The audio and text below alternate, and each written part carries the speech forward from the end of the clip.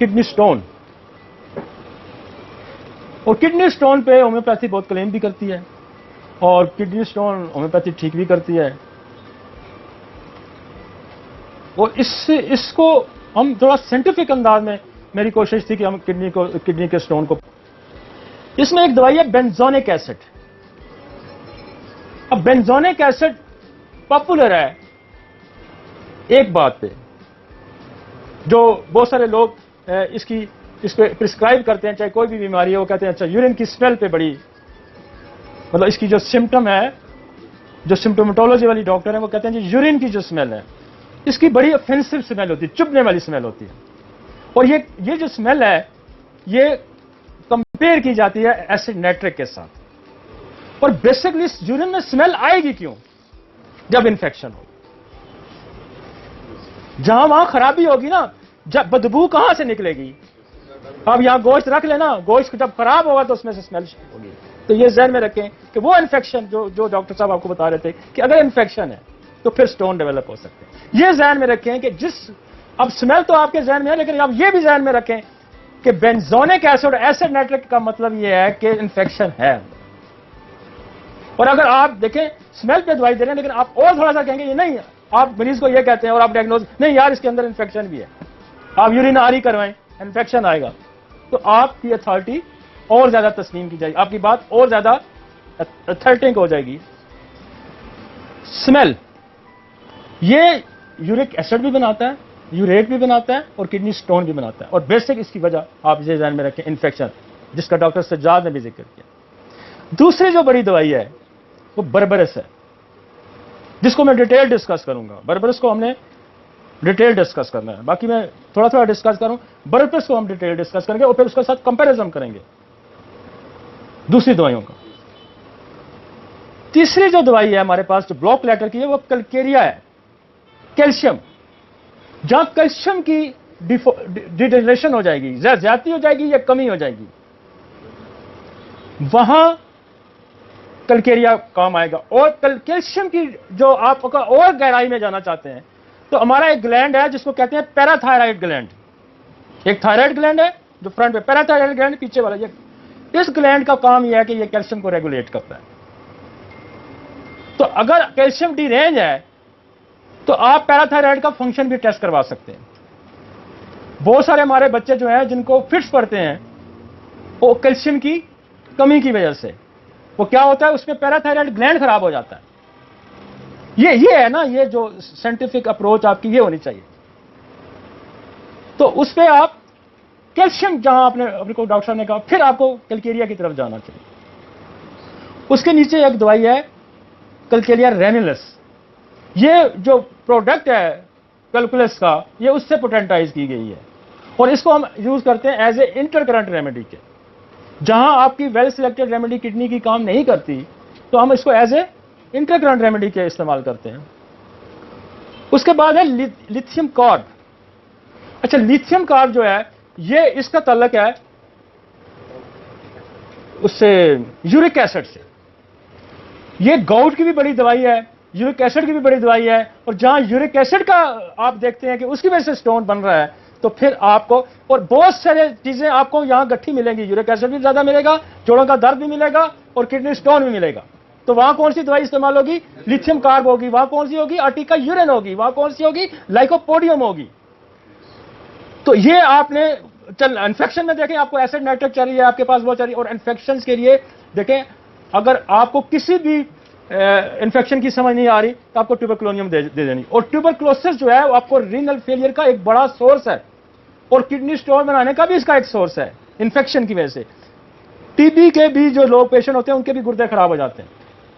तो आपको नहीं समझ लगी तो वहां आप ट्यूबरक्लोनियम भी डालें, आप इकोलाई भी डालें, आप सुडोमोनास भी डालें। अगर आपका कल्चर एनालिसिस आ जाता है और बैक्टीरिया क्लियर आ जाता है तो स्टोन की मैन्युफैक्चरिंग में आप एज ए इंटरकरंट के आप क्या डालेंगे? इकोलाई भी डालेंगे, आप ट्यूबरक्लोनियम भी डालेंगे। इसी तरह लाइकोपोडियम। अच्छा, लाइकोपोडियम जो है ये आप समझें कि किडनी की मां है। ये जितनी दवाइयों का मैं डिस्कस कर रहा हूं, बगैर लाइकोपोडियम के कोई भी तो इसके साथ मैं रिलेशन भी आपको डिस्कस करूंगा कि लाइकोपोडियम के साथ बेशुमार दवाइयों के जो रिलेशंस हैं और ये उसके साथ मिलकर बहुत ज्यादा असर। ये क्या करती है, लाइकोपोडियम बेसिकली पावरफुल मेडिसिन है, स्ट्रेंथ देती है लिवर को, दिमाग को, जेनेटल सिस्टम को, डाइजेस्टिव सिस्टम को, हार्ट को। ये बेसिकली पावरफुल मेडिसिन है, ये एनर्जी प्रोवाइड करती है, स्ट्रेंथ प्रोवाइड करती है। ये किडनी के टिश्यूज के अंदर स्ट्रेंथ प्रोवाइड करेगी, उनको स्ट्रेंथन करेगी, उनको पावरफुल करेगी और वहां स्टोन की मैन्युफैक्चरिंग नहीं होने देगी। तो लाइकोपोडियम का एक बहुत बड़ा रोल है स्टोन में। और हम कोई भी स्टोन का केस शुरू करते हैं तो शुरू ही लाइकोपोडियम से करते हैं। और लाइकोपोडियम के बाद फिर सल्फर बहुत अच्छा करेगी। लाइकोपोडियम के साथ बर्बरस का बड़ा रिलेशन है, लाइकोपोडियम के साथ सार सप्रेला का बड़ा रिलेशन है, लाइको सल्फर कल्केरिया रेनेलिस का बड़ा, कल्केरिया का बड़ा रिलेशन है, कल्केरिया रेनेलिस। तो इसके साथ फिर हम जो है इसके रिलेशनशिप, अब जब हम स्टोन के लिए हमें फिर रिलेशनशिप का भी बड़ा ख्याल करना पड़ता है। एक दवा के बाद दूसरी कौन सी जाएगी, दूसरी के बाद तीसरी कौन सी जाएगी, क्या करना है, नहीं निकलना क्या करना है, पेन कैसे डील करना है। ये सारी चीजें जो हैं जब तक आप इन दवाइयों की सोर्स को नहीं समझते तो फिर आपके लिए। अच्छा, इसके आगे प्रेरा ब्रेवा। प्रेरा ब्रेवा भी बड़ी मशहूर है स्टोन में, वो कि कसरत से इतनी, लेकिन ब्लॉक लेटर की बड़ी दवाई है, मतलब बड़ी दवाइयों में इसका शुमार होता है। उसके नीचे आती है सार सप्रेला। सार सप्रेला तो जो आपके बच्चे होते हैं ना 6-6 महीने साल के, उनके लिए भी बड़ी पॉपुलर है सार सप्रेला, लाइकोपोडियम और बोरेक्स। स्पेशली जो बच्चे यूरिन पास करते हुए रोते हैं तो बेसिकली उसमें वो क्रिस्टल्स आ रहे होते हैं स्टोन्स के, तो ये सार सप्रेला भी स्टोन्स की, और स्पेशली जो यूरेटर के अंदर स्टोन फंसते हैं या यूरेटर के अंदर जिनकी प्रोटेक्शन ज्यादा होती है वहां सार सप्रेला का बड़ा अच्छा रोल है। सिपिया। सिपिया कदीम जमाने में दांतों के लिए, हड्डियों की उसमें इस्तेमाल होती है। और सिपिया भी बड़ी ब्लॉक लेटर की दवाई आपने किडनी में यूज नहीं की होगी, किडनी में आपने ये बेसिकली इसका ताल्लुक हार्मोन से आ जाता है, क्योंकि किडनी अपना एक और भी सिक्रीट करता है, हार्मोन भी बनाता है।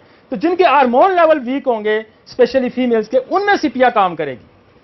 अब आपको मतलब मैंने पहले किडनी के 4-5 जो फंक्शन आए उसमें एक फंक्शन हार्मोन्स का भी फंक्शन, और वो फंक्शन पुअर होगा तो फिर भी वहां सिपिया काम करेगी। जहां देखेंगे आप के हार्मोनल इश्यू आ गया, हार्मोनल लेवल नीचे जा रहा है किसी फीमेल्स का, तो वहां या टेस्टोस्टेरोन लेवल गिर रहा है या एस्ट्रोजन लेवल गिर रहा है, तो वहां फिर आप सिपिया का इस्तेमाल करें। आर्टिका यूरिन, ये कमाल की दवाई है। आर्टिका यूरिन बड़ी कमाल की दवाई है और इसको पढ़ने में भी बड़ा मजा आता है, और ये प्रैक्टिकल दवाई है, मतलब आपको रिजल्ट प्रोड्यूस करती है। जहां मतलब यूरिक एसिड का जिक्र आएगा वहां आर्टिका यूरिन एलर्जी में होती है। आर्टिका देखें, औरतों के जो है मिल्क की कमी हो जाए, जो नर्सिंग वुमेन्स होती हैं उनमें आप आर्टिका यूरिन का इस्तेमाल करते हैं।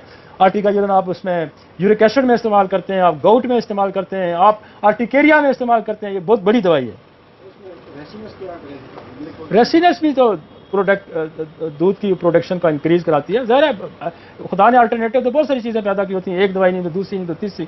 तो आर्टिका यूरिन जो है वो बेसिकली उसका यूरिक एसिड से इसका बड़ा रिलेशन, लिहाजा Ertiga urine.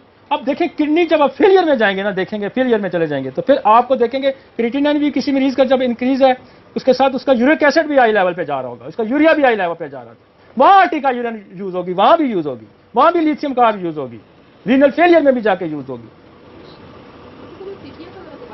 सिपिया basically hormone related है।